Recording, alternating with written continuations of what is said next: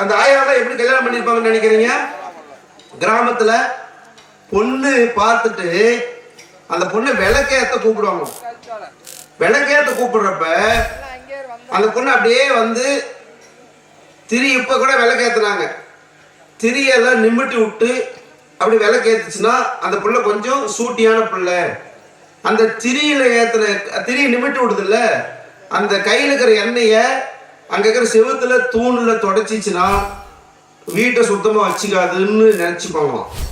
தலையிலேயே தொடச்சிச்சுன்னா அந்த எண்ணெய குளிக்காது, கொஞ்சம் அழுக்கழுக்கா இருக்குன்னு நினைச்சுப்பாங்க. ஒரு துணி எட்டுவாங்க அப்படின்னு சொல்லி அந்த துணியில தொடச்சிச்சுன்னா அடுத்தவங்க கிட்ட வேலை வாங்குவா, மாமியாரெல்லாம் வேலை வாங்குவான்னு நினைச்சுக்குவாங்களாம்.